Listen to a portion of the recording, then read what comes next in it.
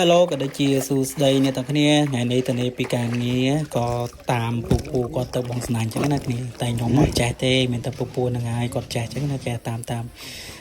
យាយទៅបានសើត្រេនដែងនេះគ្នាត្រេនដែងគឺជាតិសាហាវហ្មងសើត្រេនដែងស្រែយើងណាធម្មជាតិហ្មងនិយាយមែននេះគឺធ្វើដំណើរទៅ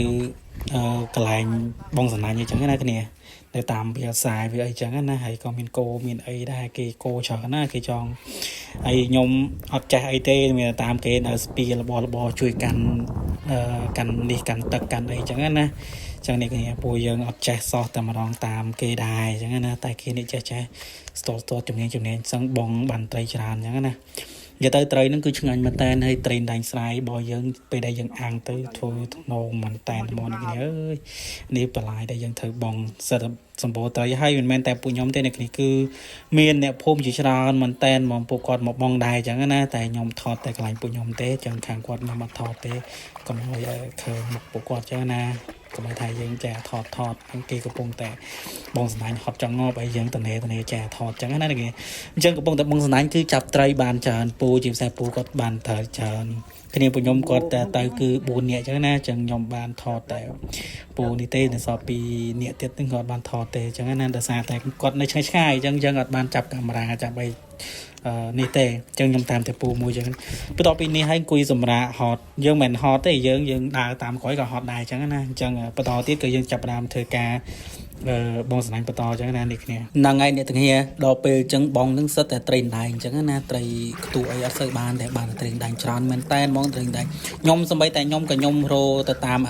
ឈើដែលគេបោះចោលទៅក្នុងទឹកខាងដល់ពេលហ្នឹងមានផោមានអីក៏មានត្រេនដែងចូលនៅក្នុងហ្នឹងជួនកាលមួយឈើហ្នឹងក៏បាន5 6ដែរណាអញ្ចឹងពិតជាសប្បាយមែនតើហើយត្រីនេះត្រីខ្ទួបានធំណាហើយមានអាធំទៀតគឺចាប់បាននេះដោយសារតែវារត់រួចអញ្ចឹងណាបន្ទាប់មកគឺយើងចាប់បានដល់ម៉ោងសម្រាប់ទៅហូបបាយហូបអីអញ្ចឹងណាខ្ញុំក៏ស្ពីស្ពងអាវ៉ាវ៉ាន់ទៅកន្លែងកំលុបចឹងណាគឺវាច្រើនមែនតើហើយស្ពាវដើរក្តៅផងអូសាហាវជួយម៉ែនេះគ្នា